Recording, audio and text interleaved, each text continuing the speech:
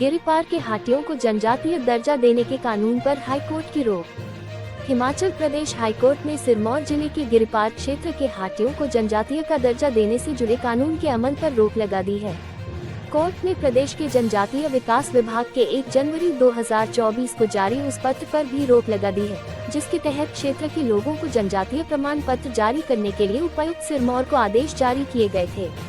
मुख्य न्यायाधीश एम.एस. रामचंद्र राव और न्यायाधीश ज्योत्सना रिवालदुआ की खंडपीठ ने अंतरिम आदेश में स्पष्ट किया कि जब केंद्र सरकार पहले ही इस मुद्दे को 3 बार नकार चुकी थी तो इसमें कानूनी तौर पर ऐसा क्या रह गया था कि केंद्र को गिरिपार के लोगों को जनजातीय क्षेत्र घोषित करने के लिए कानून बनाना पड़ा। कोर्ट ने कानूनी तौर पर जनजातीय क्षेत्र का दर्जा देने को प्रथम दृष्टया वाजिब नहीं पाया। याचिका में आरोप लगाया गया है कि बिना जनसंख्या सर्वेक्षण के ही उक्त क्षेत्र को जनजातीय क्षेत्र घोषित किया गया। अलग अलग याचिकाओं में दलील दी गई है कि वे पहले से ही अनुसूचित जनजाति व अनुसूचित जाति से संबंध रखते हैं।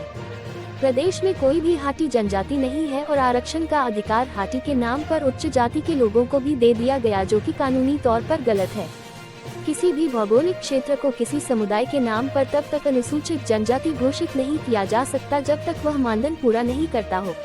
केंद्रीय मंत्री से मिले सुक्खू। मेडिकल कॉलेज हमीरपुर में राज्य कैंसर संस्थान स्थापित करने की रखी मांग।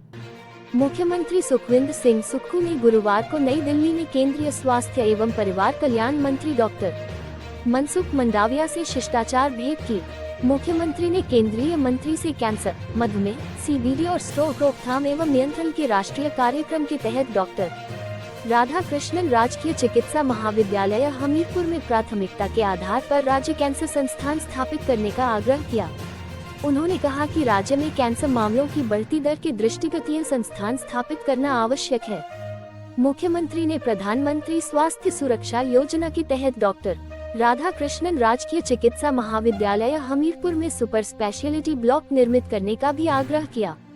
उन्होंने केंद्रीय मंत्री को अवगत करवाया कि राज्य में लोगों को सामुदायिक और प्राथमिक स्वास्थ्य केंद्रों के माध्यम से स्वास्थ्य सेवाएं उपलब्ध करवाई जा रही हैं और प्रदेश सरकार ग्रामीण स्तर पर स्वास्थ्य बुनियादी अधोसंरचना को सुदृढ़ कर रही है। उन्होंने कहा कि प्रदेश सरकार सुपर स्पेशलिटी बुनियादी अधोसंरचना के सुदृढ़ीकरण की दिशा में भी कार्य कर रही है। केंद्रीय मंत्री ने राज्य को हर संभव सहायता प्रदान करने का आश्वासन दिया। मुख्यमंत्री के प्रधान सचिव भरत खेड़ा, आवासीय आयुक्त मीरा मोहंती, मुख्यमंत्री के प्रधान निजी सचिव विवेक भाटिया भी इस अवसर उपस्थित थे।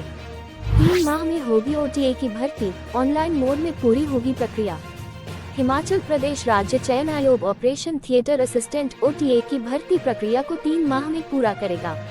आयोग के माध्यम से ऑनलाइन भर्ती मॉडल के तहत ये पहली भर्ती आयोजित हो रही है, जिससे पुनर्तः ऑनलाइन मोड में पूरा किया जाएगा।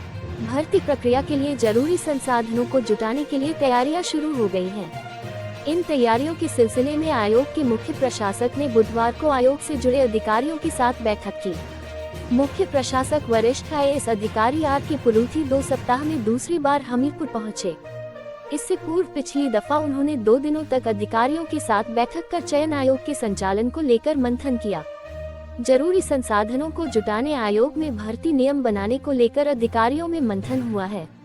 राज्य चयन आयोग के माध्यम से भरे जा रहे ओटीए के 162 पदों के लिए 1848 अभ्यर्थियों ने आवेदन किया है।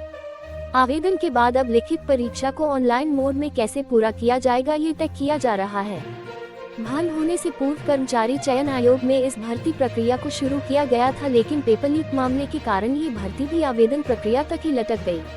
अब इसे नए भर्ती मॉडल के साथ पूरा किया जा रहा है। सेल्स ऑफिसर के 40 पदों के लिए साक्षात्कार 8 जनवरी को।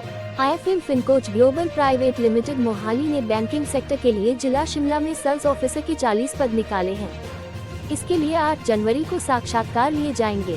क्षेत्रीय रोजगार अधिकारी शिमला सीमा गुप्ता ने बताया कि इन पदों के लिए शैक्षणिक योग्यता स्नातक या इससे अधिक होनी जरूरी है। आयु 23 से 25 वर्ष के बीच होनी चाहिए। मासिक न्यूनतम वेतन 20,800 रुपये और अधिकतम 32,900 रुपये तय किया गया है। उम्मीदवार का नाम रोजगार कार्यालय में ऑनलाइन पंजीकृत होना अनिवार्य है। आवेदक अपने सभी अनिवार्य दस्तावेजों और बायोडेटा सहित क्षेत्रीय रोजगार कार्यालय शिमला US क्लब में 8 जनवरी को सुबह 10:30 बजे पहुंचकर साक्षात्कार में भाग ले सकते हैं। अधिक जानकारी के लिए मोबाइल नंबर 9815703430 8091103457 पर संपर्क कर सकते हैं।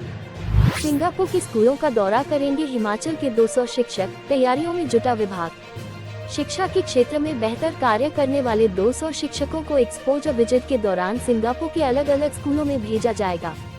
शिक्षा विभाग मुख्यमंत्री सुखविंदर सिंह सुक्खू की घोषणा को पूरा करने में जुट गया है।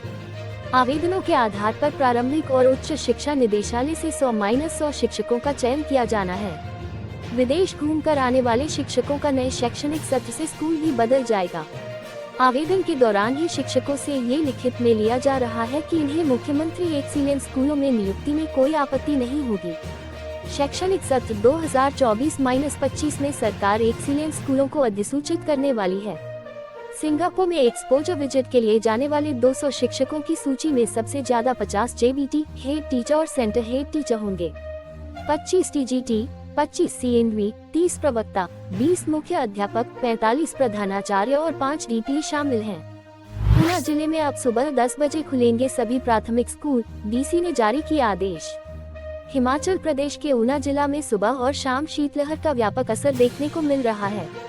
इसे ध्यान में रखते हुए जिला प्रशासन ने प्राथमिक स्कूलों के खुलने के समय में बदलाव कर दिया है। यह आदेश जनवरी महीने के दौरान लागू रहेंगे। फरवरी माह में सर्दी का प्रकोप घटने पर इसमें दोबारा निर्णय लिया जा सकता है।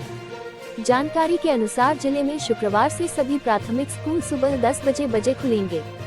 हालांकि स्कूल बंद करने का समय दोपहर 3 बजे का ही रहेगा।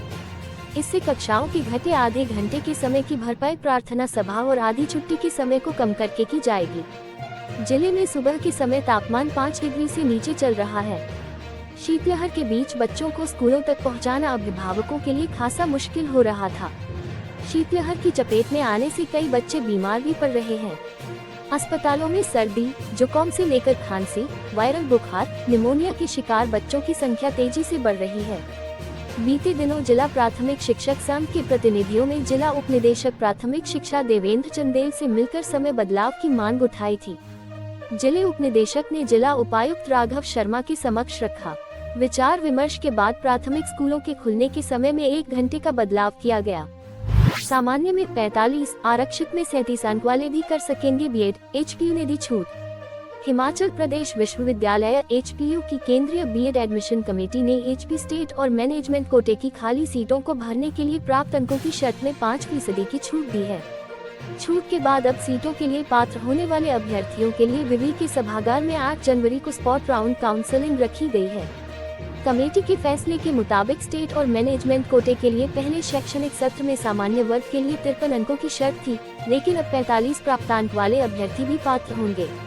आरक्षित वर्ग के लिए 45 की जगह अब 37 अंक लेने वाले छात्र भी पात्र होंगे। शर्त हिमाचल प्रदेश विवि और सरदार पटेल विवि एसपीयू मंडी से संबद्ध सभी बीएड कॉलेजों में खाली स्टेट मैनेजमेंट कोटे की सीटें भरने के लिए लागू होगी। खाली सीटों और स्पॉट एडमिशन राउंड काउंसलिंग की जानकारी HPU के admissions.hapushimla.in पोर्टल पर भी उपलब्ध है। मुख्यमंत्री 6 जनवरी को नाहन दौरे पर विधानसभा क्षेत्र को देंगे 216 करोड़ की सौगात। मुख्यमंत्री सुखविंदर सिंह सुक्खू 6 जनवरी को सिरमौर प्रवास पर रहेंगे। इस दौरान वह नाहन के चौगान मैदान में विशाल जनसभा को संबोधित करेंगे। साथ ही नाहन विधानसभा क्षेत्र को 216 करोड़ रुपए की सौगात भी देंगे। ये बात उद्योग मंत्री हर्षवर्धन चौहान ने गुरुवार को सर्किट हाउस नाहन में पत्रकारों से बातचीत में कही। उन्होंने कहा कि सरकार गांव के द्वार कार्यक्रम की शुरुआत 8 जनवरी को शिमला जिला से करेंगे। इसके बाद प्रदेश की हर विधानसभा क्षेत्र में सरकार के मंत्री, विधायक और पंचायती राज संस्थाओं के जनप्रतिनिधि 12 फरवरी तक ये कार्यक्रम आयोजित कर सरकार की उपलब्धियों को जनता के बीच पहुंचाया जाएगा। साथ ही लोगों की समस्याओं का मौके पर निपटारा किया जाएगा। हर्षवर्धन चौहान ने बताया कि प्रदेश विधानसभा चुनाव के समय लोगों को दी गई गारंटियों को 5 वर्षों में पूरा किया जाएगा। अभी तक प्रदेश सरकार ने 1.35 लाख कर्मचारियों को OPS की सुविधा प्रदान की है। कैबिनेट से नौकरियां स्वीकृत की हैं। इसमें से 10,000 से अधिक नौकरियों पर युवा लग चुके हैं। हर्षवर्धन चौहान ने कहा कि हाटी समुदाय को ST का दर्जा देने के संबंध में वह 28 दिसंबर को केंद्रीय जनजाति मंत्री से मिले और 30 दिसंबर शाम को केंद्र सरकार के स्पष्टीकरण के बाद 24 घंटे के भीतर 1 जनवरी को कांग्रेस सरकार ने इस एक्ट को लागू कर दिया। जबकि भाजपा हाटी मुद्दे पर राजनीति करती रही। लोकसभा में 8 महीने पहले बिल पारित हुआ, जबकि राज्यसभा में 8 महीने तक भाजपा ने रोके रखा। विक्रमादित्य सिंह बोले, मल्टीटास्क वर्करों के लिए नीति बनाएगी हिमाचल सरकार। लोक निर्माण विभाग में मल्टीटास्क वर्करों के लिए सरकार नीति बनाएगी। लोक निर्माण मंत्री विक्रमादित्य सिंह ने कहा कि वर्करों को 4,500 रुपये मानदेय मिलता है। प्रतिदिन के हिसाब से ये 300 रुपये बनता है। सरकार इनका भविष्य सुरक्षित करेगी। उन्होंने कहा कि विधायक प्राथमिकता में नई सड़कों के साथ साथ क्रॉस ड्रेनेज, बारिश के पानी के लिए निकास नालियां बनाए जाने को भी शामिल किया गया है। इसके लिए योजना विभाग ने विधायक प्राथमिकता योजना में बदलाव किया है। सड़कों को बारिश से बचाने के लिए यह फैसला लिया गया है। उन्होंने आरोप लगाया कि आपदा से निपटने के लिए केंद्र सरकार से जितना सहयोग मिलना चाहिए था, उतना नहीं मिला है। केंद्रीय मंत्री नितिन गडकरी ने हिमाचल दौरे के दौरान बहुत सी घोषणाएं की थी, जो पूरी नहीं हुई हैं। उन्होंने बताया कि अभी तक लोक निर्माण विभाग को एनडीआरएफ और एसडीआरएफ से 300 करोड़ रुपए मिले हैं। विक्रमादित्य सिंह ने कहा कि हालांकि अभी तक बर्फबारी नहीं हुई है, लेकिन दुर्गम और जनजातीय क्षेत्रों सहित चंबा, मंडी, कुल्लू, शिमला और सिरमौर के ऊंचे क्षेत्रों में बर्फबारी होने पर तत्काल सड़कें बहाल करने को लेकर बैठक की है और कई निर्णय लिए हैं। पीएमजीएसवाई चरण 3 में सड़कों के टेंडर करने के निर्देश जारी किए गए हैं। उन्होंने कहा कि 18 करोड़ की लागत से 12 नए वैली पुल खरीदे, 18 वैली और 27 झूरा पुल लगाए, 750 किलोमीटर नई सड़कें, 920 किलोमीटर क्रॉस ड्रेनेज, 66 पुल और 1000 किलोमीटर सड़क पर टारिंग का कार्य किया। 34 गांवों को सड़क से जोड़ा गया। सोलन शहर के शामती में अतिक्रमण पर हुई कार्रवाई। सोलन शहर में व्यापारियों के अवैध अतिक्रमण को लेकर प्रशासन ने फिर कार्रवाई शुरू कर दी है। प्रशासन ने शामती में नाप नपाई शुरू कर दी है। पुराने उपायुक्त कार्यालय से लेकर कोटला नाला तक नाप नपाई पूरी हो चुकी है। गुरुवार को उपमंडलाधिकारी सोलन कविता ठाकुर की अध्यक्षता में टीम ने कार्रवाई की। नाप नपाई के दौरान अंतिम निशानदेही हुई और अतिक्रमण हटाने के लिए कहा गया। कार्रवाई के दौरान कारोबारियों में हड़कंप मचा रहा और कई दुकानदारों ने खुद ही सामान समेटने में लगे रहे। हालांकि कुछ कारोबारियों ने इसका विरोध भी किया। एसडीएम को और से जरूरी दस्तावेज दिखाने के बाद सभी शांत हो गए। हिमाचल के कई जिलों में कोहरे का अलर्ट, कुछ दिन रहेगा मौसम साफ, फिर बारिश और बर्फबारी के आसार। हिमाचल प्रदेश के सभी भागों में 8 जनवरी तक मौसम साफ रहने के आसार हैं। हालांकि मैदानी जिलों ऊना, बिलासपुर, हमीरपुर, कांगड़ा सहित मंडी, सोलन, सिरमौर में 5 जनवरी तक घना कोहरा छाए रहने का येलो अलर्ट जारी हुआ है।